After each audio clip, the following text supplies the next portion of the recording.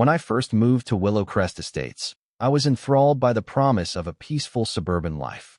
The wide roads were lined with maple trees, the manicured lawns glimmered in the late afternoon sun, and each driveway boasted carefully chosen flower beds. It was, in many ways, an idyllic image, until I learned that looks can be deceiving. I remember pulling up in my beat-up sedan, trunk overflowing with boxes. The neighborhood had a prim uniformity that felt almost too perfect. Neighbors smiled politely as I walked back and forth unloading my belongings. I appreciated the warm greetings, but I soon detected a certain stiffness beneath the pleasantries. On that first day, I met a retired librarian named Carol. She saw me struggling with a lamp and rushed over to help. In hushed tones, she warned me about the homeowners association. "They're strict around here," she whispered. "Just make sure you read all the rules." I laughed it off. "Sure, I'll be careful," I said, thinking I'd encountered HOAs before. How bad could it be? Little did I realize that Willow Crest Estates wasn't run by an average, run-of-the-mill HOA. It was run, almost single-handedly, by Marianne Burnett, known by many as Karen. The stories I would soon hear and experience about her micromanaging style bordered on the surreal. A week into my new life at Willow Crest, I received a neatly typed letter in my mailbox. "Dear Mr. Carter, welcome to Willow Crest Estates. Please review the enclosed copies of our community regulations and do not hesitate to contact me if you have any questions about compliance. I personally oversee these matters to ensure everyone's comfort and safety. Sincerely, Marianne Burnett, HOA President." Enclosed was a pamphlet thick with rules about everything from acceptable paint colors, 5 shades of beige, to how many lawn ornaments one could display, 2 per front yard, maximum. There were guidelines for garbage can placement behind the side gate, never in front of the garage, rules about the type of mailbox one could install, and so on. Nothing terribly unusual by HOA standards, just a little overbearing. But the final page included a note about noise standards, which was a curious mix of references to dog barking, music volumes, power tools, and something about morning routines. I shrugged, figuring it was just a general statement about being considerate. Then, a day or two later, I glimpsed Ms. Burnett, Karen, in person. She was in her mid-50s, with precisely styled hair and a pressed blazer that suggested she took her volunteer role as HOA president very seriously. She had parked her SUV near my driveway and was inspecting the height of my shrubs with a tape measure. Before I could say hello, she hopped back into her car and drove off without explanation. I asked Carol, the retired librarian, what was going on, and she merely smiled weakly. "That's Karen," she said. "Always checking, always measuring." Over the next few weeks, I settled into my home and started chatting with more neighbors. It quickly became clear that Karen's micromanagement was a sore subject for many people. A father of 2, named Greg, lamented how Karen once threatened a fine because his kids had chalked drawings on the sidewalk. Another neighbor, Natasha, complained that Karen had demanded they remove a whimsical pink flamingo from the front yard, citing it as an eyesore. Yet, despite these annoyances, everyone seemed resigned to her reign. "She's unstoppable," Greg said with a defeated shrug. "No one wants to fight her because she always threatens to escalate it, and we don't have time or money to waste on legal disputes." "She's been president for 5 years," added Natasha. "Nobody else wants the job, so she stays in power." I found this dynamic both amusing and troubling, until Karen's next big idea reached my ears. It would prove to be more than just a random measure about lawns or fences. It was a full-blown, bizarre crusade about how people woke up in the morning. The first sign something unusual was brewing came in the form of a hand-delivered note pinned to every door. "To all residents of Willow Crest Estates, please attend the emergency HOA meeting this Wednesday at 7 p.m. in the community clubhouse. We will discuss an exciting, community-wide initiative to promote punctuality and reduce oversleeping. Your attendance is strongly encouraged. Sincerely, Marianne Burnett, HOA President." "Reduce oversleeping?" I muttered. Since when was that an HOA issue? Curiosity piqued. I headed to the community clubhouse the following Wednesday. The turnout was surprisingly large. People milled about, whispering guesses about Karen's latest plan. Promptly at 7 p.m., she marched to the front of the room, a stack of papers in hand. "Welcome, everyone," she began, voice clipped and authoritative. I've noticed a growing concern about tardiness in our neighborhood. Some residents have complained of neighbors rushing to leave late in the mornings, speeding through the streets, or causing disturbances as they hustle to work. To solve this problem, I've arranged a solution that ensures everyone starts their day on time. A hush fell over the crowd. Karen continued, I am proud to announce a partnership with Sunrise Tech Alarms. This brand provides high-quality alarm clocks with multiple volume settings guaranteed to wake even the heaviest sleeper. Starting next month, every household in Willow Crest Estates will be required to purchase the Sunrise Tech Model X 12. This ensures uniform wake-up calls, fosters community discipline, and helps reduce morning confusion and lateness. Murmurs of disbelief spread. One man raised his hand. Why should we all have the same alarm clock? That's a personal choice. Karen offered a condescending smile. It's not just about personal preference. It's about the collective good.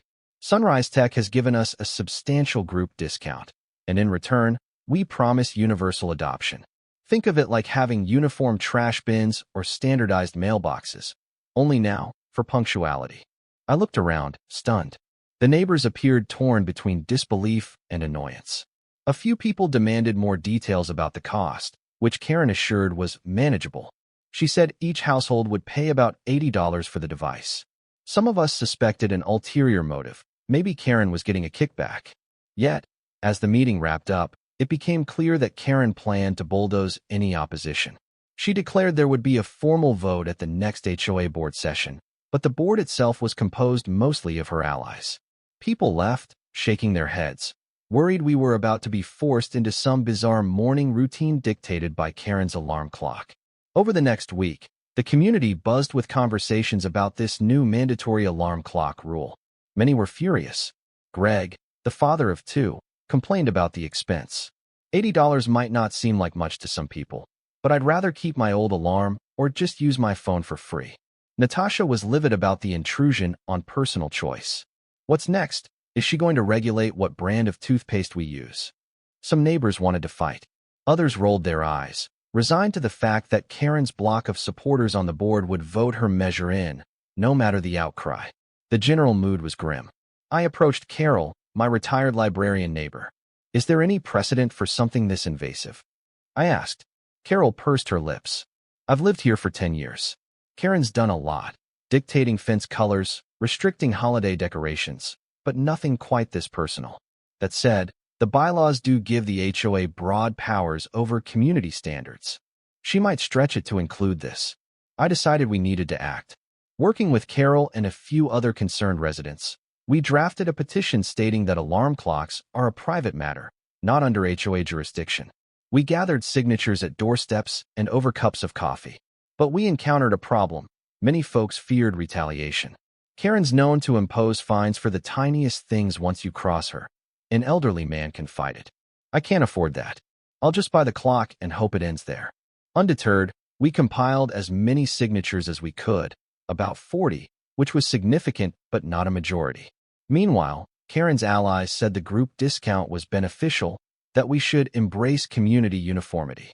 The cracks within Willow Crest Estates were deepening. The pivotal HOA board meeting arrived. Residents packed the clubhouse, each side preparing to argue.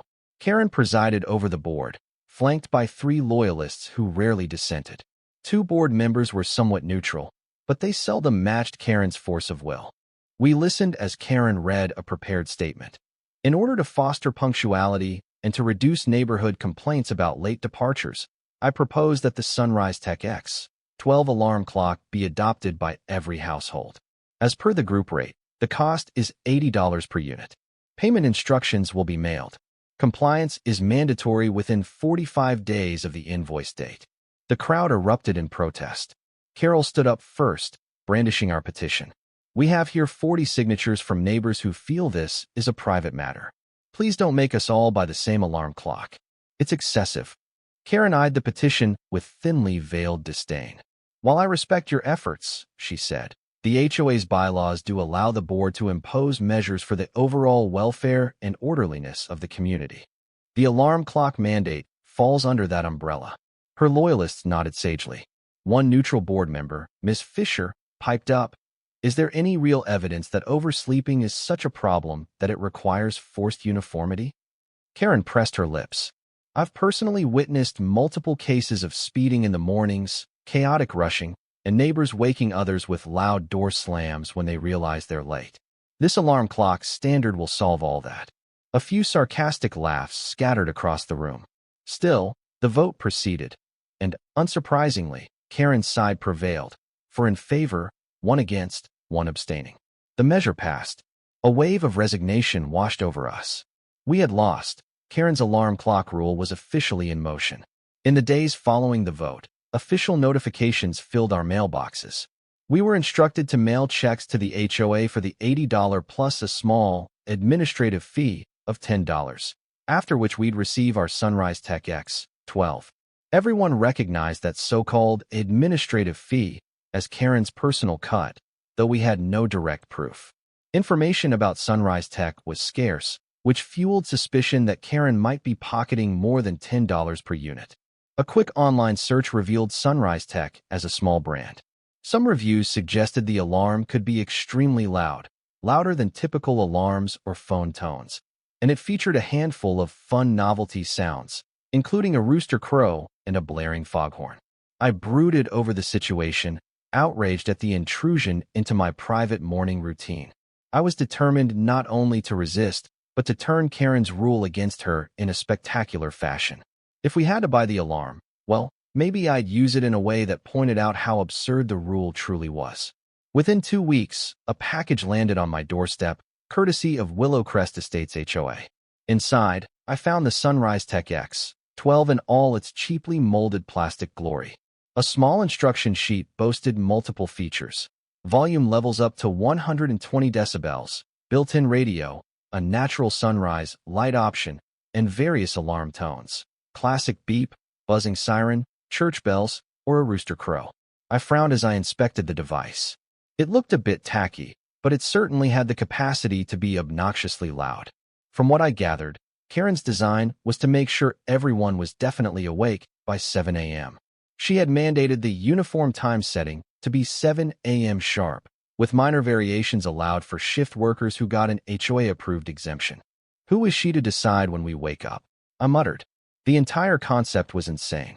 That's when a mischievous idea struck me. Perhaps it was the memory of how petty Karen had been with my neighbors, or maybe it was just the thrill of a little rebellion. Either way, I realized that if Karen wanted us to use the X12, we'd use it, but on a setting that would drive everyone, especially her, absolutely nuts until they recognized the rule was a mistake. I tested the various tones. The default beep was aggravating enough. The siren was borderline terrifying. But the rooster crow? Oh, that was perfect. It was shrill, comedic, and downright relentless when repeated. Even at mid-level volume, it sounded like an actual barnyard invasion. Feeling inspired, I programmed the rooster crow to sound at an early hour, say 6 a.m. But then I took it a step further. I set multiple alarms at 5-minute intervals for a full hour, so it would crow at 6 o'clock, 6:05, 6:10, and so on, all the way until 7 a.m., the mandated official time, ironically. Each time, that digital rooster crowed mightily, echoing through my small home. It's a bit extreme, I said aloud to myself. But if Karen wants uniform alarms, I'll show her what that looks like. My next step was to let a few trusted neighbors in on my plan.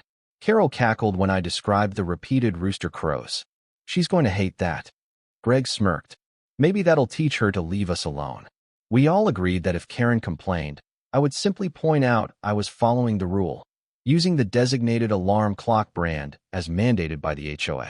It was a Tuesday morning, still dark outside, when my Sunrise Tech X12 sprang to life with a piercing cock-a-doodle-doo. I jolted out of bed, half disoriented, but quickly remembered. This was my plan in action. I let it ring a few times, then shut it off, only to have it crow again 5 minutes later. I heard it reverberate through the thin walls of my house, echoing into the early silence of Willow Crest Estates. With each new crow, I couldn't help but grin. This was going to make a statement.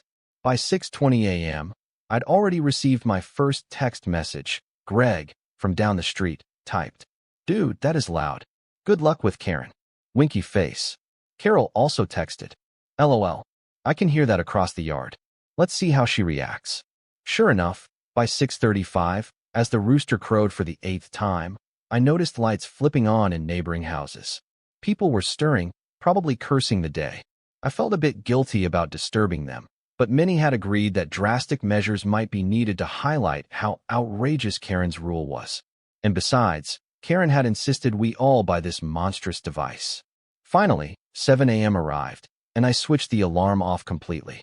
My phone buzzed nonstop with exasperated but amused neighbors who guessed I was trying to prove a point. By 7:30 a.m., my doorbell rang.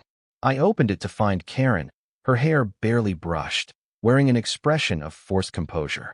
She wore a peach-colored blouse and pressed pants that appeared hastily thrown on. "Good morning, Ms. Burnett," I said politely. She pursed her lips. "Mr. Carter, I couldn't help but notice an extremely loud alarm coming from your house this morning. It disrupted multiple residents." I feigned concern. "Oh dear, was it that loud? I'm terribly sorry. I was only following the HOA rule to use the Sunrise Tech X12. I set it to wake me at 6 o'clock, which is earlier than 7 o'clock. I had some errands." I made sure to keep my tone innocent. Karen's eye twitched. "Yes, but the intervals were incessant.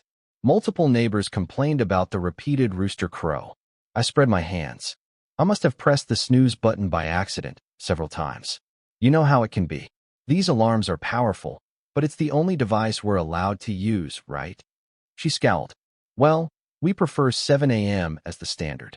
Perhaps you can align your schedule with that to avoid further disturbance." I shrugged. "I'll consider it. But I do have early tasks. We do still have some personal flexibility, yes?" Her face hardened. "Just be mindful of the noise. The community doesn't need a constant rooster crow." She marched off, leaving me smirking. The rule explicitly stated that we must use the alarm, but it did not forbid multiple alarms. It also said nothing about volume. My plan was unfolding exactly as intended. Word traveled fast. The next morning, I repeated the trick, this time starting at 6:15, crowing every 5 minutes for 45 minutes. I also upped the volume slightly, just enough to ensure it carried. To my surprise, other neighbors joined in the mischief. At least 3 or 4 houses used their X12s to broadcast obnoxious alarms. Maybe not all rooster crows, but equally ear-splitting. Brandon across the street told me he had selected the foghorn option to blast at 6:30. Another used the church bells at near maximum volume. By day 3, Willow Crest Estates sounded like a chaotic carnival each morning between 6 o'clock and 7 o'clock. People who had once hesitated to rebel found humor in turning Karen's own rule against her. Even those who disliked the noise recognized it as a direct protest of the forced uniformity, and they quietly supported the revolt. That same day, Karen's email to the entire neighborhood arrived. "Dear residents, please recall that the standard wake-up time is 7 a.m. unless you have a specific waiver. Excessive or repeated alarms set earlier are causing a disturbance. I ask that everyone refrain from multiple intervals that disrupt neighbors. Let's show courtesy in following the uniform alarm mandate. Sincerely, Marianne Burnett, HOA President." In response, a few people emailed back, politely pointing out the official text that only stated everyone must utilize the Sunrise Tech X12. No mention of limiting how many times the alarm could ring. No volume restrictions, either. A comedic sort of tension filled Willow Crest.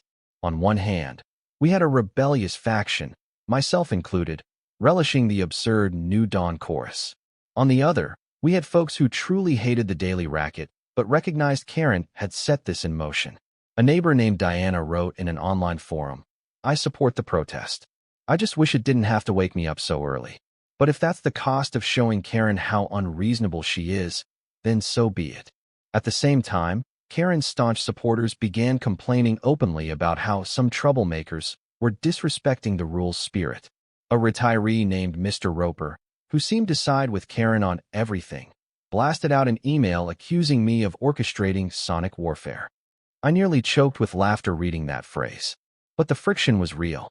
Residents were bombarding the HOA with complaints of sleepless mornings, migraines, and overall exhaustion.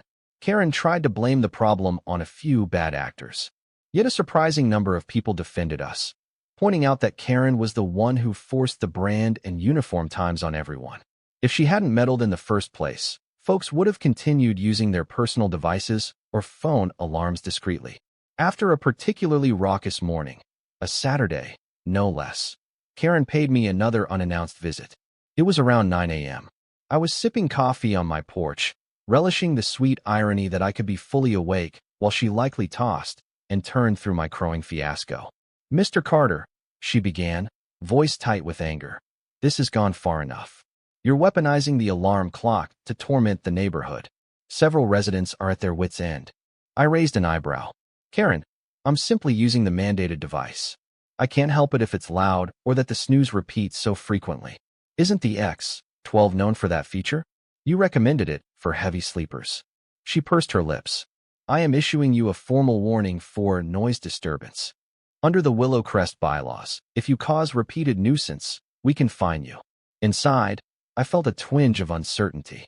HOAs do wield broad power to levy fines. But I also knew from the posted regulations that noise disturbance usually referred to things like loud parties after curfew or incessant dog barking. Setting an alarm inside one's own home wasn't clearly covered. I took a measured tone. "If you fine me, it'll look hypocritical because I'm merely using the product the HOA forced me to buy. The rule states we must use the X12. If it's too loud or repetitive, maybe the rule is flawed. Perhaps we should reconsider?" She narrowed her eyes. "We're not repealing the rule. I'd suggest you set it for a single ring at 7 a.m., like civilized people, if you want to avoid penalties." Without waiting for a reply, she turned and marched away. I watched her go, my mind spinning. The tension was mounting. But I sensed that the more Karen tried to clamp down, the more ridiculous the situation would appear to the rest of the HOA membership. After Karen threatened to fine, I sought advice from a local friend who happened to be a real estate attorney, Wendy Morris. I explained the entire fiasco, the mandated alarm clock, the repeated rooster crows, Karen's threats to penalize me. Wendy's laughter on the other end of the phone said it all. "This is the most absurd HOA story I've heard," she said between chuckles. "Legally, if their rule states you must use a specific device, and that device inherently produces loud noises, they'll have a hard time punishing you for following it." I sighed in relief. "So, can I keep doing it?" Wendy paused. "Technically, yes. But HOAs can be tricky. They might try to write an addendum specifying that while the X12 is mandatory, excessive or repeated use is banned. If you see them going that route, gather evidence showing it's still within normal household noise, especially if it's in daytime hours. Also document that they never established decibel limits or usage restrictions." "Got it," I agreed. "I'll be careful. Thanks." After hanging up, I felt more confident about continuing my rooster crow protest. Still, I remained alert. Karen was cunning, and I wouldn't put it past her to rewrite the rule in a sly attempt to corner me. It wasn't long before more neighbors joined the cause, each with their own comedic take on the mandated alarm clock. A group of younger residents started a text chain called Alliance of the Annoyed to coordinate. People shared short videos of their alarm's unique sounds. The X12 had a bizarre library of settings, from a donkey bray to a UFO siren. The result was a morning soundscape that defied description. In the 6 to 7 a.m. window, you could hear roosters, bells, sirens, horns, and everything in between, all echoing from different corners of Willow Crest. Even if you wanted to sleep in, the mishmash of alarms made it nearly impossible. While some older folks lamented the daily racket, many recognized it as a protest. One neighbor, Harriet, posted a note on the community forum. "We never asked for these ugly clocks or these bizarre sounds. We're simply using what was forced upon us. Perhaps those responsible should reconsider their stance." Karen, of course, tried to remove Harriet's post from the forum, but Harriet reposted it repeatedly. The fiasco spilled onto social media. A local news blogger picked up on the unusual story. "HOA imposes uniform alarm clock rule. Neighbors retaliate with ear-splitting dawn chorus," read the headline. The blog's comment section exploded with outsiders mocking the entire premise. The blog coverage sparked further investigation. One savvy neighbor, a financial analyst named Dina, took a closer look at the distribution channel for Sunrise Tech X12. She uncovered a link. Karen had apparently set up a small distribution LLC months prior, which was listed as an authorized reseller of Sunrise Tech products. The The group discount was, in fact, a front for her personal gain. Dina shared her findings on the community forum. Karen likely profits $30 or more per unit sold, on top of the so-called $10 administrative fee. We're paying far above the market wholesale price for this cheaply made alarm clock. The revelation ignited fury. People who'd felt coerced into buying the device were livid that Karen was pocketing a tidy sum. Even some of her staunch supporters turned sour upon learning they'd been misled. Karen, sensing the backlash, tried damage control. She posted a statement claiming she wasn't making a profit, but simply covering logistical expenses. Yet Dina's evidence painted a different story. There were receipts showing the wholesale cost of each unit was around $40, not $70. Karen was effectively doubling her money. As frustration reached a boiling point, members demanded an emergency HOA meeting to address the new information. Karen stalled for a while, presumably hoping the anger would subside. But the pressure only grew, and eventually, she announced a special session at the community clubhouse. On the evening of the meeting, the place was packed, more so than I'd ever seen it. People murmured restlessly as Karen sat at the front, flanked by two loyal board members. Ms. Fisher and Mr. Ng, the other board members, exchanged concerned glances. Karen started with a carefully worded statement. I understand some residents question the necessity of the Sunrise Tech X12 alarm clock. Let me assure you, I only intended to improve our community's punctuality and reduce morning disturbances caused by late departures. Regarding allegations of profit, I did receive a bulk rate, and any extra fees went toward shipping, handling, and overhead. My intentions were honorable. Dina stood up and, with quiet intensity, presented her evidence of the LLC and the profit margins. She showed scanned invoices demonstrating that Karen's resale business was pocketing around $30 per alarm after all costs. The room erupted in gasps. Karen tried to retort, but her defenses came off as evasive. People started shouting, "You scammed us," and "Cancel the alarm rule." As tension peaked, Ms. Fisher, the more neutral board member, leaned forward. Ms. Burnett, if these allegations are true, this is a severe conflict of interest. You have effectively levied a mandatory fee to benefit your own private venture. Karen stammered, No, it's not like that. I was just trying to. But the uproar from the crowd drowned her out. Mr. Ng demanded clarity on whether the alarm clock requirement could be suspended while the board investigated the financial irregularities. Greg from the audience shouted, "Suspend it now? We hate these alarms, and the only reason we keep blasting them is because you forced them on us." Others cheered. Carol brandished the original petition, now with even more signatures. "We have over 70 signatures now, calling for an immediate repeal of the alarm clock mandate," she announced. "That's more than half the households." Karen tried to maintain her composure, but the writing was on the wall. Ms. Fisher turned to the board. "I move that we suspend the alarm clock rule, pending further review of these allegations." Mr. Ng seconded the motion. The two loyalists looked uncertain, perhaps fearing the community's wrath if they sided with Karen again. In a dramatic vote, the board agreed, 4 in favor, 1 abstention, to immediately suspend the uniform alarm mandate.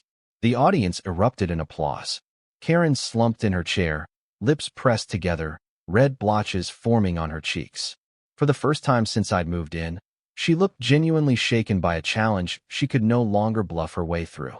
Additionally, Ms. Fisher added, "We will be conducting a thorough audit of all funds collected under this initiative. If any wrongdoing is confirmed, we'll require restitution to the homeowners." The sense of relief that swept the room was palpable. We had done it. We had stood up to Karen's bizarre, profit-driven rule and forced the board to overturn it. My phone buzzed with celebratory texts from neighbors, the alliance of the annoyed, each message brimming with triumphant glee. Karen tried to offer an apology, but no one seemed interested. Instead, the crowd dispersed quickly, eager to return to normal life without that dreaded X12 fiasco. People were smiling, hugging, and shaking hands, as if a weight had been lifted from the entire neighborhood. The next morning felt almost surreal in its calm. Without the mandated alarm or my orchestrated Rooster protest, Willow Crest Estates was blissfully silent at dawn. I slept in a little later, free to choose my own phone alarm. As I walked outside to retrieve the newspaper, I heard Carol call from across the fence. It's so quiet, isn't it? She laughed lightly. Funny how we appreciate silence even more now. Neighbors greeted each other with renewed warmth, some remarking on how nice it was to have control over their wake-up routines again. There was a collective sense that we had passed through a chaotic trial and emerged with a stronger community spirit, ironically bonding over the shared frustration. Though the alarm clock rule was repealed, Karen's reputation was badly tarnished. Rumors swirled about her next steps. Would she resign as HOA president? Would the board force her out if the audit proved financial misconduct? Many demanded refunds for the overpriced X-12. Some neighbors threatened a class action if Karen didn't return at least part of the money. The tension remained, but it had shifted from the battle over alarm usage to the question of Karen's accountability. Meanwhile, the local blogger who covered the fiasco updated their post. Victory in Willow Crest. Residents overturn mandatory alarm clocks. HOA president accused of profiting from the scheme. The story garnered hundreds of amused comments. People across the region found it hilarious that an HOA president had tried to micromanage people's mornings for profit and lost. A few weeks later, the board's official audit revealed what we all suspected. Karen had indeed pocketed a substantial markup on every X-12 sold, and the administrative fee far exceeded any real cost. The board convened yet another special meeting to present the findings. Karen, looking pale and deflated, faced the assembly. Ms. Fisher explained that while the bylaws were murky about profit-making initiatives, Karen's lack of transparency and forced compliance likely violated both the spirit and letter of HOA guidelines. Most residents demanded at least a partial refund.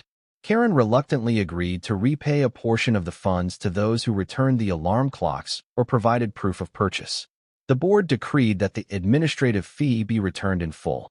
Though we doubted we'd ever see every cent, it was something. Then came the matter of Karen's position. Under intense community pressure, she announced she would step down at the end of her current term and not seek re-election. The crowd cheered. In a final blow to her authority, the board voted to rewrite sections of the bylaws to prevent any future mandatory personal device fiasco. With Karen's downfall inevitable, Willow Crest Estates began the process of healing. Without her constant surveillance and meddling, we felt a renewed sense of autonomy. The scuffed chalk drawings on Greg's sidewalk reappeared, his kids delighted to draw pictures of dinosaurs and flowers without fear of citation. Natasha happily placed a small, tasteful pink flamingo in her yard again. Minor acts of self-expression flourished all around. Carol commented that she'd never seen the neighborhood so close-knit. The alarm clock protest had united strangers in a common cause. People waved to each other more, had spontaneous chats at mailboxes, and even organized a weekend barbecue to celebrate our liberation from Karen's tyranny. One afternoon, as I was weeding my flower bed, I noticed Karen hovering hesitantly near my driveway. In a subdued voice, she asked if she could speak with me. Sensing no immediate hostility, I wiped my hands on my jeans and motioned for her to go ahead. She shifted awkwardly, gaze dropping to the ground. "I owe you an apology," she said. "I singled you out because your repeated alarms were, well, they angered me. But I realize now I caused all this by forcing the rule in the first place." I nodded, uncertain how to respond. She continued, "I truly believed an HOA should maintain high standards, but I lost my way, perhaps. The profit angle was wrong. I've lost my credibility, and I understand that." For a moment, I felt a sliver of pity. As much as Karen had tormented us, she was also human, prone to mistakes and poor judgment. "Well," I said carefully, "thank you for recognizing that. Honestly, we just wanted our personal choices back." She let out a shaky exhale. "I've agreed to repay the administrative fees, and I'm stepping down at the end of my term. I hope the community can move on." I offered a faint smile. "I'm sure we can. Good luck with everything." She nodded and turned away, shoulders slumped. It was a rare glimpse of humility from someone who once seemed invincible in her self-righteousness. True to their word, the HOA board, now led by Ms. Fisher, drafted new guidelines to prevent any single board member from imposing personal business ventures on residents. They implemented a requirement for open bids on any community-wide purchase, mandatory board transparency on finances, and strict conflict of interest policies. The alarm clock fiasco, as folks called it, became the impetus for meaningful reform. At a subsequent meeting, Ms. Fisher addressed the crowd. We learned a hard lesson from recent events. Our community thrives when decisions are made collaboratively and fairly. We've enacted changes to ensure no future president can exploit their position. We appreciate your patience and your role in keeping Willow Crest a great place to live. The applause was genuine. For the first time, I felt a sense of optimism about the HOA's direction. Instead of paternalistic top-down rules, it seemed we were moving toward a more democratic, resident-focused approach. Over the following months, life in Willow Crest Estates returned to a comfortable rhythm. The early morning alarms disappeared. Most folks had tossed their X12 or stashed it in a closet. Some demanded refunds, which Karen grudgingly provided from her portion of the profits. Others decided to keep the device as a souvenir or out of curiosity, but no one used it at deafening volume anymore. Mornings were tranquil once again, just the soft hum of cars leaving for work or the gentle chirp of real birds in the trees. On weekends, neighbors slept in without worrying about a mandated uniform wake-up call. Greg and Natasha organized a block party, celebrating the end of the alarm clock rule.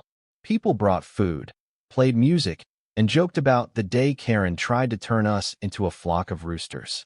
It was all in good fun now, a communal memory that bonded us through shared adversity. Reflecting on the entire experience, I realized how it had shaped my outlook. At first, I'd been just another new resident, annoyed by Karen's antics, but willing to grin and bear it. The alarm clock rule changed that. It forced me, and many others, to stand up for personal freedom and question the overreach of HOA authority. Yes, we caused quite the ruckus with our morning cacophony of roosters and horns. Some might say we stooped to petty tactics. But in the end, it worked. We exposed the absurdity of the rule, shattered Karen's profit scheme, and reclaimed autonomy over something as intimate as waking up. Carol once joked, "Think of it like the Boston Tea Party, but with alarm clocks instead of tea." We all laughed, but it rang true. Sometimes a bit of well-placed rebellion is necessary to reveal injustice or absurdity. With Karen's leadership waning, new candidates stepped up for the upcoming HOA election. People who previously avoided the spotlight were now motivated to keep the HOA on a fair course. Among them was Dina, the financial analyst who uncovered Karen's profit scheme. She promised to bring transparency and logic to the table. Another candidate was Harriet, the neighbor who had repeatedly posted about the fiasco on the forum. Watching these passionate, reasonable people campaign gave me hope. Our once docile HOA might become a truly representative body where residents' voices matter. The silly fiasco over alarm clocks, ironically, had awakened the neighborhood's civic spirit. One crisp autumn evening, Carol and I strolled past the clubhouse. We peeked through the windows at a candidate forum. The place was bustling. I smiled, thinking about how far we'd come from the nights when Karen handed down her edicts unchallenged. Now, the community was engaged, informed, and ready to vote for a better future. Time rolled on. Karen's final months as president were uneventful. She kept a low profile, having lost the moral authority to demand anything from us.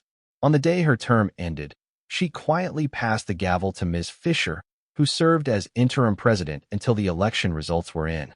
When the votes were tallied, Dina and Harriet both won positions on the board, along with a few other fresh faces. They immediately announced plans to rewrite outdated regulations and hold monthly open forums for residents to voice concerns. The spirit of collaboration took root. Gone were the days of rigid, top-down dictatorship. In this new era, Willow Crest Estates found a balance. The lawns remained neat, property values stayed strong, and neighbors respected each other's spaces. Yet we also enjoyed the freedom to make our own choices about personal matters. Without Karen's overreach, we discovered that an HOA could function as a helpful resource rather than an intrusive overlord. And so ends the saga of the mandatory Sunrise Tech X12 alarm clock. In the end, we each returned to our usual alarms, phones, clock radios, or simply relying on sunlight.